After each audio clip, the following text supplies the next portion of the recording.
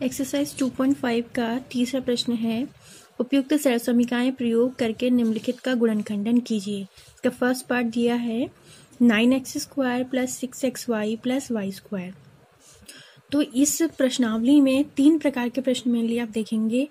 पहले प्रकार के प्रश्न होंगे मान ज्ञात कीजिए, दूसरे प्रकार के प्रश्न होंगे गुणनखंडन कीजिए और तीसरे प्रकार के प्रश्न होंगे प्रसार कीजिए।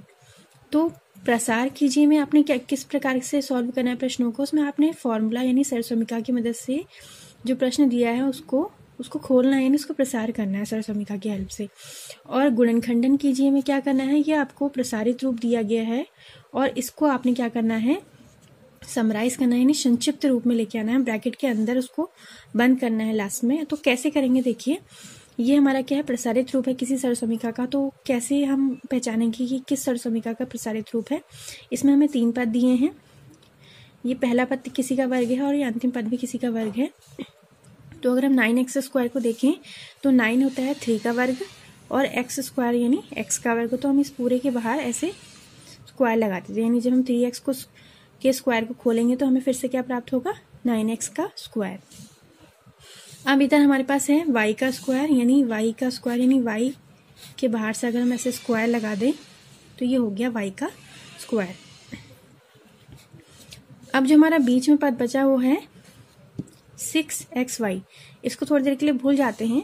हमारी जो सरल समीकरण होती है a + b का होल स्क्वायर, उसमें क्या होता है, जब हम उसको खोलते हैं तो a² + b² और बीच का पद आता है 2xy। 2xy का मतलब 2 इंटू पहला पद हमारे पास यहाँ क्या है 3x इंटू दूसरा पद हमारे पास क्या है यहाँ पे y। जब हम इसे गुणा करेंगे तो ये गुणनफल हमें मिलना चाहिए 6xy के बराबर। तो देखिए गुणा करते हैं, 2 3 6 गुणा x गुणा y यानी 6xy। तो यानी जब हमने इसके वर्ग और इसके वर्ग के हिसाब से बीच वाले पद में हमने सरल समीकरण लगाई a + b का होल स्क्वायर, तो हमें ये प्रसारित रूप फिर से प्राप्त हुआ। यानी जब हम इसे खोलेंगे तो हमें मिलेगा 9x², इसे खोलेंगे तो मिलेगा y² और जब हम इसे गुणा करेंगे तो हमें मिलेगा 6xy। ठीक है, तो इसका मतलब क्या है, ये जो यहाँ पे प्रसारित रूप दिया है वो a² + b² और 2ab + 2ab के फॉर्म में है, यानी ये a + b के होल स्क्वायर का प्रसारित रूप है। तो जहाँ पर हमारे पास a की जगह क्या है 3x और b की जगह हमारे पास क्या है y। तो ये सीधे 3x + y का होल स्क्वायर हम इसको लिख सकते हैं। यानी जब हम इसका स्क्वायर इसे सरल समीकरण की मदद से खोलेंगे तो हमें यही प्रसारित रूप फिर से प्राप्त हो जाएगा। तो इसके ब्रैकेट के बाहर घात लिखी है 2, यानी हम इस ब्रैकेट को इस तरीके से गुणा में 2 बार लिख सकते हैं। ठीक है, घात 2 का मतलब होता है किसी की घात जितनी होती है जिस संख्या की, उसको गुणा में उतने बार लिखा जा सकता है। तो 9x² + 6xy + y² के गुणनखंड हमें प्राप्त हुए 3x + y और इंटू 3x + y। इसमें 2 ही गुणनखंड हमें प्राप्त होने थे, क्योंकि इसमें जो चर राशि है उसकी अधिकतम घात कितनी है 2 है। तो जितनी चर राशि की अधिकतम घात होती है उसके उतने ही गुणनखंड उस बहुपद के हमें मिलते हैं। अब अगले प्रश्न पे आते हैं। प्रश्न है 4y² - 4y + 1। तो इसे भी हम सेम इसी तरीके से खोलेंगे, बस इसमें ध्यान देंगे कि इसमें जो बीच वाला पद है वो हमारा ऋणात्मक है। तो बीच वाला पद ऋणात्मक जो होता है हमारी दूसरी सरल समीकरण यानी a - b के होल स्क्वायर में होता है। तो ये यानी जो है a - b के होल स्क्वायर का प्रसारित रूप है। तो इसे देखते हैं, 4y², 4 होता है 2 का स्क्वायर और इसी प्रकार से y² y का होता है स्क्वायर। तो हम इसे 4y² को इस रूप में कन्वर्ट कर सकते हैं। फिर पीछे हमारे पास 1 है, 1 को हम 1 का स्क्वायर लिख सकते हैं। बीच में जो हमारे पास टर्म बची वो हमारे पास क्या है -2ab वाली टर्म है। तो उसको हम 2 इंटू यहाँ पर a की जगह हमारे पास है 2y और b की जगह हमारे पास है 1। तो जब हम इसे गुणा करेंगे तो 2 दूनी 4y हमें फिर से प्राप्त हो जाएगा। तो कहीं ना कहीं ये जो प्रसारित रूप है ये इस तरीके से भी लिखा जा सकता है। और अगर हम इसको देखें तो अब ये सरल समीकरण जो है यहाँ से पहचाननी आसान हो गई, a² + b² - 2ab। तो a की जगह हमारे पास क्या है 2y और b की जगह हमारे पास क्या है 1, तो a माइनस बी का होल स्क्वायर है ये, तो हमारे बीच में माइनस आएगा, तो ये a है, ये b है और इसका स्क्वायर। तो ठीक इसी प्रकार जैसे हमने ऊपर किया था कि अगर घात 2 है तो हम इसे 2 बार लिख सकते हैं, तो यहाँ हम 2y माइनस 1 को ब्रैकेट के अंदर इस प्रकार से 2 बार लिख सकते हैं। तो ये इस प्रसारित रूप के हमें गुणनखंड प्राप्त हो गए। इसी प्रकार से तीसरा प्रश्न है x square minus y square upon 100। तो ये a square minus b square वाली समीकरण के रूप में है, a square minus b square जिसका प्रसार होता है a plus b, a minus B.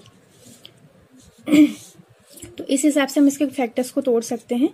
यहाँ अगर हम देखें इसको इस रूप में कन्वर्ट करते हैं इस बहुपद को, तो x जो होता है उसका स्क्वायर हमें प्राप्त होता है एक्स स्क्वायर।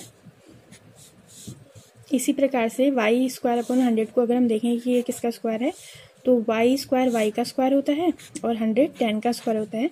तो हम इसको इस तरीके से भी लिख सकते हैं, यानी जब हम इसे खोलेंगे तो हमें वाई का स्क्वायर वाई स्क्वायर और 10.100 ये ही प्राप्त हो जाएगा फिर से।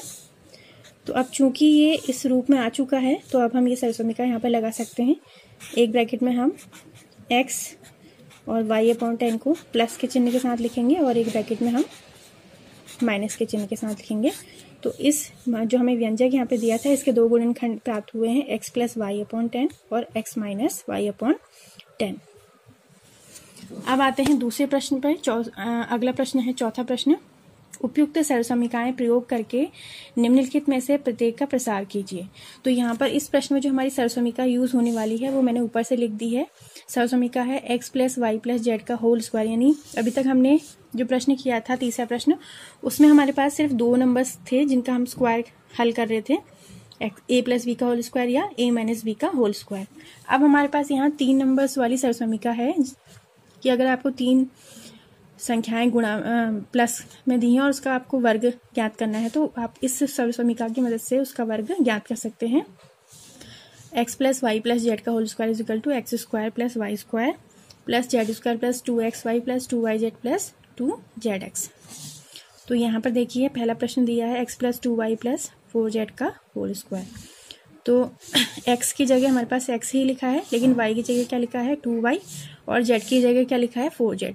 तो प्रसार करते समय ध्यान देंगे कि फॉर्मूले में जहाँ y है वहाँ हमें क्या रखना है 2y और जहाँ z है वहाँ क्या रखना है 4z। तो देखिए कैसे करेंगे इसे। पहला टर्म हमने एक्स स्क्वायर लिखा, दूसरा टर्म है वाई स्क्वायर, तो यहाँ पे हम लिखेंगे 2y का स्क्वायर प्लस जेड स्क्वायर की जगह हम लिखेंगे 4z का स्क्वायर, क्योंकि हमें जैसा मान दिया है वैसे ही हम यहाँ पे रखेंगे, plus 2 into x into y. तो y की जगह यहाँ पे रखेंगे हम 2y प्लस 2yz है, 2 इंटू वाई की वैल्यू है 2y, z की वैल्यू हो गई 4z plus 2zx, 2 into Z की वैल्यू इंटू एक्स की वैल्यू। अब हल करते हैं, एक्स स्क्वायर प्लस 2y का स्क्वायर हो जाएगा 2 दूनी 4 वाई स्क्वायर और 4z का स्क्वायर हो जाएगा 4 चौको 16 जेड स्क्वायर प्लस ये देखिए ये हमने 3 पद लिख लिए हैं 1 2 3। अभी इस वाले पद को हम गुणा करके लिखेंगे तो ये आ जाएगा, पहले नंबर्स को गुणा कर लेते हैं, 2 दूनी 4 x into y x y. तो अगला पद हमें प्राप्त होगा 4xy प्लस इस पद को गुणा करके हमें मिलेगा 2 दूनी 4 4 चौको 16 y into z y z plus इस पद से मिलेगा 2 चौको 8 z into x z x. तो ये हमारा आंसर है x square plus 4y square plus 16z square plus 4xy plus 16yz plus 8zx। ये पहले प्रश्न पार्ट का उत्तर हो गया। इसी प्रकार से दूसरा पार्ट है हमारा 2x minus y plus Z square. तो इसमें भी हम ध्यान देंगे, एक्स स्क्वायर की जगह हम क्या लिखेंगे अब 2x का स्क्वायर, वाई स्क्वायर की जगह लिखेंगे माइनस वाई का स्क्वायर और जेड स्क्वायर की जगह जेड स्क्वायर प्लस 2xy है तो 2 गुणा x का मान रखेंगे और y का मान कितना है minus y plus 2yz 2 into Y की value into Z plus 2zx 2 into Z की वैल्यू और x की वैल्यू। अब इसे हल करते हैं तो 2x का स्क्वायर हो गया 4x स्क्वायर माइनस y का square plus y square, z का स्क्वायर ही आएगा। यहाँ पर देखिए प्लस माइनस, अब यहाँ पर हमारा चिन्ह आ जाएगा माइनस का, क्योंकि यहाँ प्लस है यहाँ माइनस है ब्रैकेट के अंदर। 2 दूनी 4 xy। यहाँ भी देखिए प्लस माइनस माइनस 2yz, इसमें सभी टर्म पॉजिटिव हैं तो प्लस का निशान आया। 2 दूनी 4 zx। तो ये हमारा दूसरे पार्ट का उत्तर हुआ 4x square plus y square plus z square minus 4xy minus 2yz plus 4zx। Next question है माइनस का 2x plus 3y plus 2z square. तो इसमें वैल्यूज़ को रखते हैं, पहले पद का वर्ग, फिर दूसरे पद का वर्ग और तीसरे पद का वर्ग, प्लस 2 गुणा x इंटू वाई की वैल्यू प्लस 2 गुणा y इंटू जेड की वैल्यू प्लस 2 गुणा z इंटू एक्स की वैल्यू। तो ये अब आपको याद हो जाना चाहिए रखते समय कि हमें पहले x की वैल्यू का स्क्वायर करना है, फिर y की वैल्यू का स्क्वायर, फिर z की वैल्यू का स्क्वायर, उसके बाद 2 गुणा x की वैल्यू गुणा y की वैल्यू प्लस 2 गुणा y की वैल्यू गुणा z की वैल्यू प्लस 2 गुणा z की वैल्यू गुणा x की वैल्यू। तो इसका स्क्वायर माइनस माइनस प्लस 2 दूनी 4 x स्क्वायर, इसका वर्ग 3 तिया 9 y स्क्वायर, इसका वर्ग 2 दूनी 4 z स्क्वायर। अब यहाँ देखें ये प्लस का निशान था लेकिन यहाँ इधर माइनस भी है, तो प्लस माइनस माइनस संख्याओं को गुणा करेंगे। 2 दूनी 4 4 तियन 12 xy, इसमें सभी प्लस में है तो प्लस का निशान आएगा। 2 तियन 6 6 दूनी 12 yz और प्लस माइनस माइनस 2 दूनी 4 4 दूनी 8 zx। तो ये हमारा तीसरे पार्ट का उत्तर है। तो इस प्रकार इस वीडियो में हमने 2.5 का तीसरा और चौथा प्रश्न हल करना सीखा, जिसके तीनों पार्ट हमने हल करे चौथे प्रश्न में। तो उम्मीद है आपको ये वीडियो पसंद आया होगा। मिलते हैं अगले वीडियो में।